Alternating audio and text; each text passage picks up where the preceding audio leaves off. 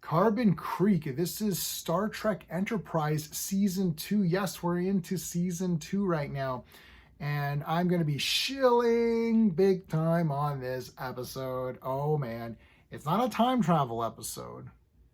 It's a this happened in the past episode. T'Pol is telling a story to Trip and Archer about the first ever Vulcans who visited Carbon Creek on Earth. What we don't what but we didn't know about that. Well, this was the untold story.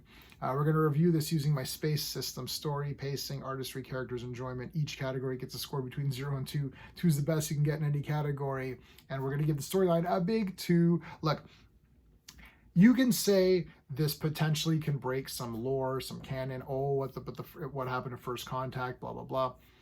I don't think it really destroys anything because it was the first contact. It wasn't the first time they were aware of it. You have to think that the Vulcans are monitoring, right? So when they say it was Sputnik in this case, so this is 1950s or whatever. I think it was, I don't remember. I didn't give you the exact year. It was 50s. They're checking us out, like, oh, what's going on with this place, right? So I don't think it's like a lore breaking thing. I think it's just kind of a neat idea. So Jolene Blaylock plays T'Pol, plus she plays her ancestor, and there's 2 other guys. There's actually 4 guys that land, 1 guy's dies. So there's the 3 of them. Then I don't remember their names. There's the one guy who's Mo. He looks like Mo from Three Stooges. He's the guy who's kind of like, look, I just want to get out of here and I want to go home.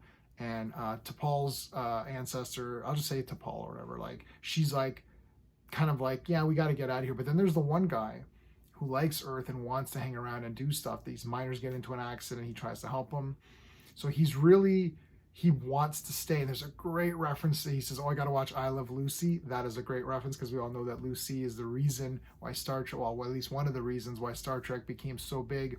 She believed in it, the Desilu productions and all that. So really cool to have that little reference to her. That's awesome.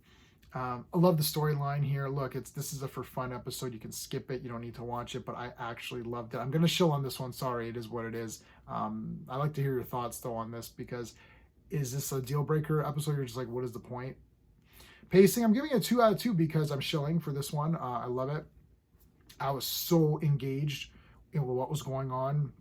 The one guy who wanted to stay, and his relationship with the lady who owns the little restaurant there, and they've got a pool table and he's playing pool, and then the son wants to go to college, and even T'Pol's character starts to realize that, hey, this guy's pretty smart. These humans, maybe there's something more to them. They've got this compassion.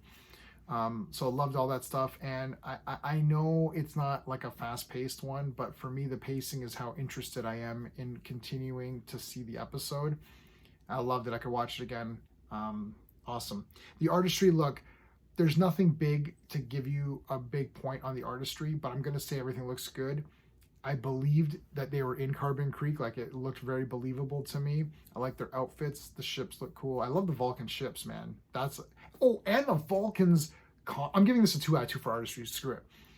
The Vulcans outfits are awesome. Man, what the hell? They should be wearing that. There's one episode where T'Pol wore like this jacket thing. Looks a lot cooler. I know they got to have the skin tight, outfit, but I actually liked the one where she had it was like a kind of like a cross collar thing. That looked really cool. And the Vulcans outfits in this one were friggin' cool, man. Yeah, Vulcans are awesome. They don't have they suppress emotion, but they have good fashion. Loved it. Characters, 2 out of 2. Oh my god, I loved everybody in this. That kid who's that smart kid, I loved him.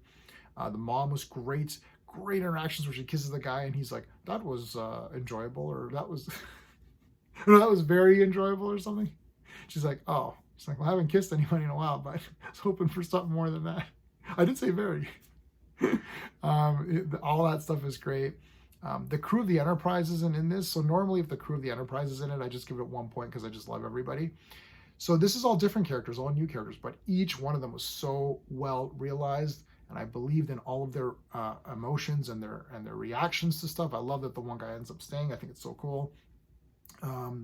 Enjoyment factor, look, I'm giving it a 2 out of 2. I'm giving this a 10. I know that might seem completely outrageous, given what it is, but I loved at the end where she goes and T'Pol looks at her belongings and she sees like there's this purse there. You could tell that it was from that time. It's like, oh, perhaps that was a real story. Um, I don't know. I thought it was so neat. I like that that guy stays, and then Trip's like, what? That guy just stayed, and then what happened when he died? Like he was there for hundreds of years, and they invented Velcro and all that. Um, I mean, look, this was a fun one. I think there was a lot of heart to it, and it's one of these things where they said humanity is good. I'm really tired, and this happens a lot now with even with current Trek too. And I'm just over it. It's like, oh, humanity's all bad and all that. Yeah, there's a bunch of idiots. There's a lot of idiots on YouTube, right? And people yell at me in the comments. I don't care. It's like that doesn't mean humanity sucks and needs to be destroyed or whatever. Like this is like it's such a tiresome thing now at this point. It's like there's good people, there's hope, there's empathy. The guy says it, you know. It's like that. There's a great, you know, and Jor-El says it. They could be a great people. So I like that optimistic view of it, and it was neat. I love this episode. That's it. I don't care. I'm giving it 10 out of 10. I'm a shill for it. That's it. Stop it. If you like my spaces, and please like the video, consider subscribing. They're not all going to be 10 out of 10s. I promise you. I'm trying to be critical, but that's it. Thanks for watching. Until next time.